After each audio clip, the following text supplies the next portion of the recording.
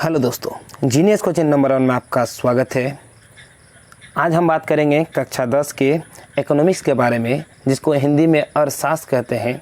पहली अध्याय का ये दूसरा वीडियो है। हम पहले वीडियो में हम बता चुके थे कि प्राथमिक क्षेत्र, द्वितीय क्षेत्र और तृतीय क्षेत्र के बारे में बताए थे।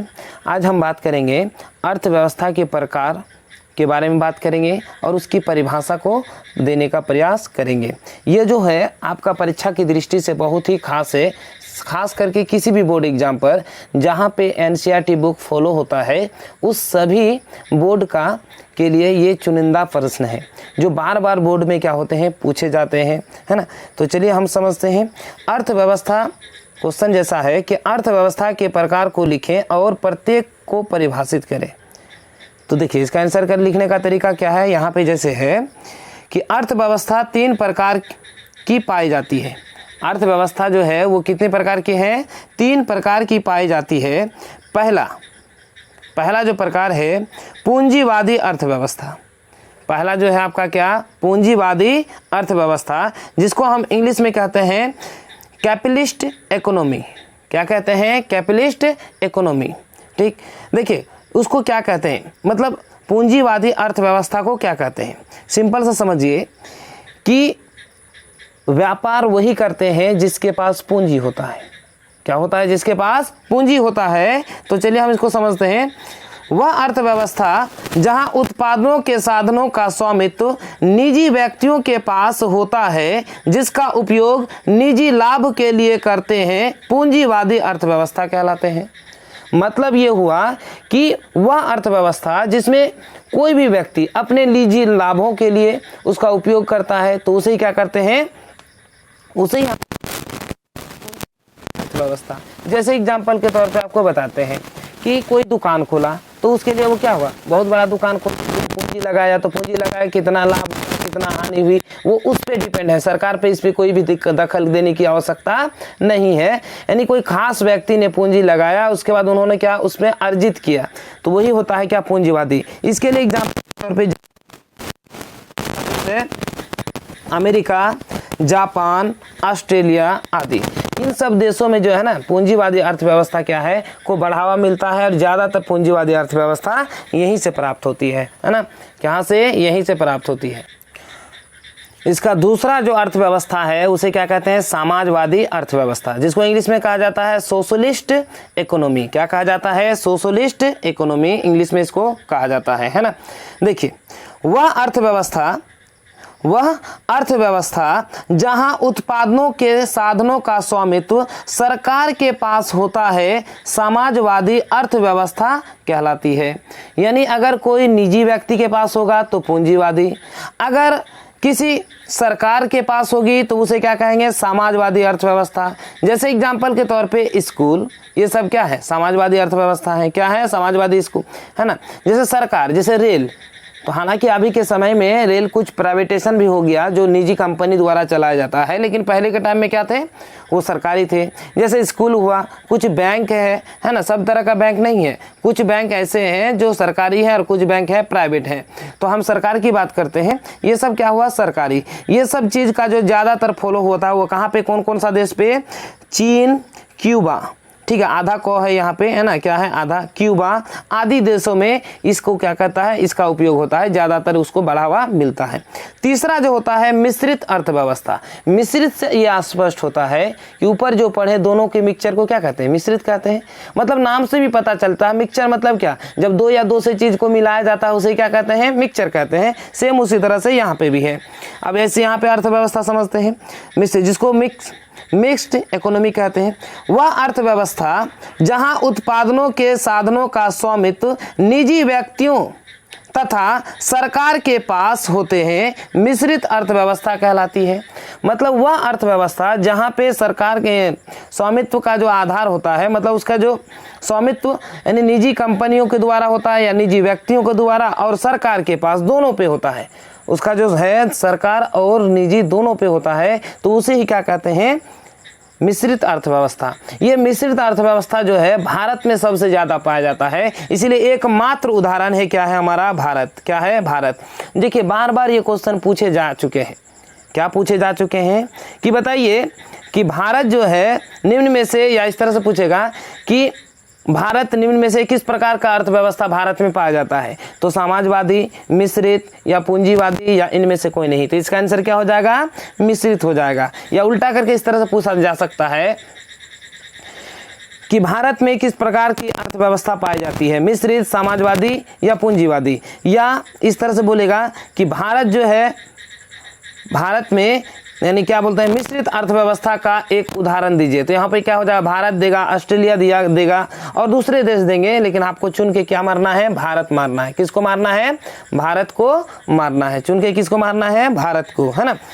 अब यहाँ पे देखिए कुछ ऑब्जेक्टिव जो है हम स्टार पॉइंट के रूप में यहाँ पे प्रयोग करने का प्रयास किए हैं। किसके रूप में, स्टार पॉइंट। तो चलिए देखते हैं अगला स्टार पॉइंट क्या कहता है कि मिश्रित अर्थव्यवस्था पूंजीवादी तथा समाजवादी अर्थव्यवस्था का मिश्रण है। जो मिश्रित अर्थव्यवस्था है पूंजीवादी और समाजवादी अर्थव्यवस्था के क्या है, मिश्रण है। जैसे कि मैंने बताया है ना, मिक्सचर से ही पता चलता है दोनों का क्या है, मिश्रण। दो या दो से अधिक चीज मिक्सचर होगा।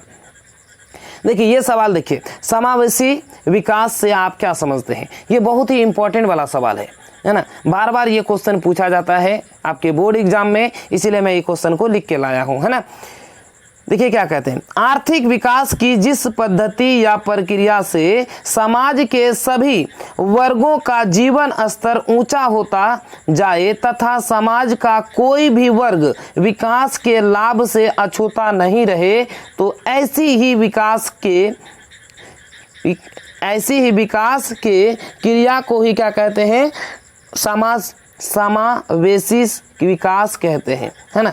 कि ऐसे विकास की प्रक्रिया को क्या कहते हैं, समावेशी विकास कहते हैं। देखिए यहाँ पे क्रिया लिखा हुआ है, लेकिन यहाँ पे क्या होना चाहिए, प्रक्रिया। क्या होना चाहिए यहाँ पे, प्रक्रिया। क्या होना चाहिए, प्रक्रिया। ठीक, सॉरी यहाँ पे मिस्टेक हो गया है, यहाँ पे क्या होना चाहिए, प्रक्रिया, है ना। ऐसी विकास की प्रक्रिया को क्या कह सकते हैं, समावेशी विकास कहते हैं। यानी देखिए ऐसे समझिए कि अगर कोई समाज में विकास करने के लिए जिस पद्धति के द्वारा समाज के सभी वर्गों का विकास होता है, और वो क्या होता है, समाज में कोई भी वर्ग इसमें विकास का लाभ से अछूता नहीं है, तो इसे क्या कहते हैं, समावेशी। जैसे एग्जाम्पल के तौर पे आपको समझा दें कि भारत सरकार द्वारा या बिहार सरकार द्वारा जो गांव में क्या करते हैं, राशन दिए जाते हैं। क्या दिए जाते हैं, राशन दिए जाते हैं। तो राशन जो दिया जाता है वो क्या सभी को मिलता है, जितने गरीब हैं उसमें क्या मिलता है, सभी। तो वो भी एक प्रकार का क्या हुआ, विकास के लिए कार्यक्रम हुआ, है ना। तो उसी तरह से देश को क्या होता है, विकास। अगला जो प्रश्न है आपका, आर्थिक विकास। क्या है ये, आर्थिक विकास, है ना। आपका क्या है ये, आर्थिक विकास। तो देखते हैं आर्थिक विकास का।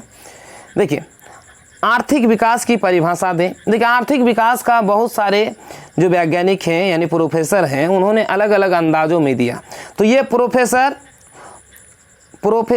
रोस्टोव के अनुसार, किसके अनुसार, प्रोफेसर रोस्टोव के अनुसार क्या कहता है कि आर्थिक विकास एक और श्रम शक्ति में वृद्धि तथा दूसरी ओर जनसंख्या में वृद्धि के बीच का संबंध है।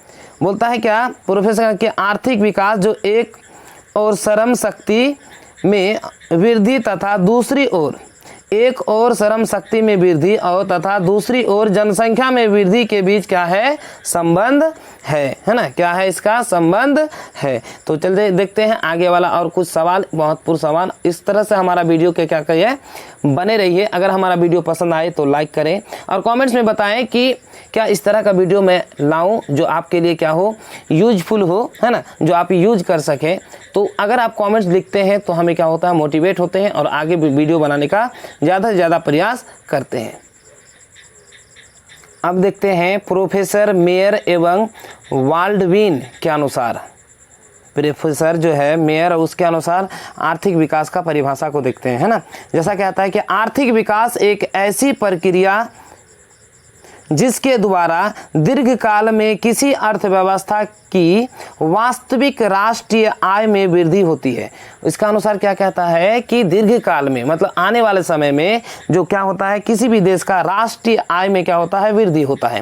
राष्ट्रीय आय मतलब पूरे देश का जो आय में औसत निकाला जाता है उसे क्या कहते हैं, राष्ट्रीय आय कहते हैं। यानी कुल आय बटे कुल जनसंख्या जिसको औसत आय भी कहते हैं ना, वो राष्ट्रीय आय है ना। राष्ट्रीय आय में क्या होती है, वृद्धि होती है, तभी वो क्या कहलाएगा, आर्थिक विकास। अगला क्वेश्चन है, देखिए समझिए, सतत विकास या पोषणीय विकास से आप क्या समझते हैं? ये भी बहुत ही इंपॉर्टेंट वाला सवाल है ना, जो बार बार पूछे जाते हैं आपके किसमें, परीक्षा में, फाइनल एग्जाम में। तो ये क्या कीजिए, आप इसको अच्छे से समझ लीजिए और उसके बाद आप क्या कीजिए, साथ ही साथ इसका नोट्स बनाते रहिए, है ना। उसके बाद हम क्या करेंगे, इसका ऑब्जेक्टिव भी साथ में जरूर लाएंगे। बोल रहा है क्या, विकास की वह प्रक्रिया जिसमें वर्तमान की आवश्यकताएं बिना भावी पीढ़ी की क्षमता योग्यता से समझौता किए पूरी की जाती है। बोल रहा है क्या, विकास बोल रहा है क्या, विकास की वह प्रक्रिया जिसमें वर्तमान की आवश्यकता बिना भावी पीढ़ी के क्षमता योग्यताओं से समझौता किए पूरी की जाती है। तो इसे क्या कहते हैं, सतत विकास कहते हैं। क्या कहते हैं इसे, सतत विकास कहा जाता है ना। इसे क्या कहा जाता है, सतत विकास। देखिए इस प्रकार जो सतत विकास है, जैसे मान के चलिए एग्जाम्पल के तौर पे बताते हैं कि आज प्राकृतिक साधनों जैसे कोयला, गैस, पेट्रोलियम, वन, जल, सूर्य का प्रकाश आदि जो है इसका प्रयोग होता आ रहा है, जो भावी पीढ़ी को इन प्राकृतिक साधनों से हम लोग को क्या करना होगा, वंचित होना होगा। क्या करना होगा, वंचित होना पड़ेगा। तो अगर इसको हमको बचाना है ना, क्या करना है, इसको बचाना है, तो ऐसी ही प्रक्रिया हमारा क्या कहलाएगा, सतत विकास कहलाएगा। अगर सतत विकास का शाब्दिक अर्थ देखा जाए तो होता है ऐसा विकास जो जारी रह सके, टिकाऊ बन रह सके। सतत विकास में न केवल वर्तमान पीढ़ी बल्कि भावी पीढ़ी को विकास में ध्यान में रखा जाता है। सतत विकास में जो है वर्तमान में नहीं बल्कि भावी पीढ़ी को भी क्या किया जाता है, उसको रखा जा सकता है ना। तो इस तरह से आप देख सकते हैं, सतत विकास का अर्थ भी देख सकते हैं ना। ये जो है परिभाषा आप जो लिखे हैं यहाँ पे, है ना, ये जो परिभाषा है आपका, जैसे मैंने यहाँ पे बताया कि जैसे यहाँ पे जो बताया, तो ये जो है परिभाषा है आपका किसके अनुसार, ये वुडलैंड आयोग के अनुसार। किसके अनुसार, वुडलैंड आयोग के अनुसार उन्होंने ये परिभाषा दी। क्या परिभाषा दी, जो कि मैंने अभी बताया, है ना। तो तीसरा क्वेश्चन अगला क्वेश्चन एक क्वेश्चन बोलते हैं जो बहुत ही इंपॉर्टेंट है ना, खास तौर पर परीक्षा की दृष्टि से। हम उन्हीं को प्रश्नों को जिक्र करेंगे जो परीक्षा दृष्टि से क्या है, बहुत ही महत्वपूर्ण है। तो चलिए देखते हैं, आर्थिक नियोजन क्या है। आर्थिक नियोजन क्या है, हम जो इस अध्याय में पढ़ते हैं सिर्फ आर्थिक के बारे में है ना, आर्थिक क्रियाओं के बारे में, उससे संबंधित इतिहास के बारे में। चलिए समझते हैं क्या करता है। आर्थिक नियोजन का अर्थ है राष्ट्र की प्राथमिकताओं के अनुसार देश के संसाधनों का विभिन्न विकासात्मक क्रियाओं में प्रयोग करना।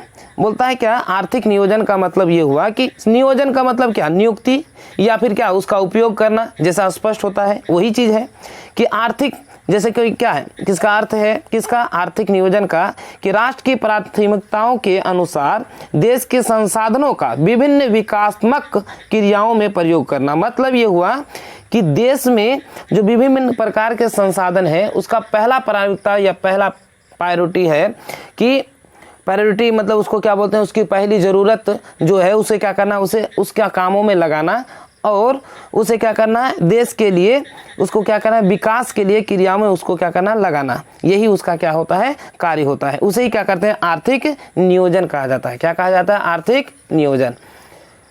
तो चलिए इस तरह का हम महत्वपूर्ण सवाल लाते रहेंगे। अगर इस अध्याय का खत्म हो जाएगा तो मैं इसके साथ साथ ऑब्जेक्टिव भी जरूर लाऊंगा। तो कमेंट्स में आप जरूर बताएं अगर आप इस तरह का वीडियो चाहते हैं, तो हमें भी हौसला मिले, है ना। तो चलिए आज यहीं पे अपना वीडियो करते हैं समाप्त। यदि आपको हमारा वीडियो पसंद आए तो लाइक करें और ज़्यादा से ज़्यादा लोगों तक शेयर करें। हाँ, अगर आप हमारे चैनल में नए हैं तो सब्सक्राइब करना ना भूलें और बगल में जो बेल आइकन उसे जरूर दबाएं, ताकि जब भी हम वीडियो बनाएं सबसे पहले नोटिफिकेशन आप तक जरूर पहुँचे। तो चलिए आज यहीं पर अपना वीडियो करते हैं समाप्त। जय हिंद।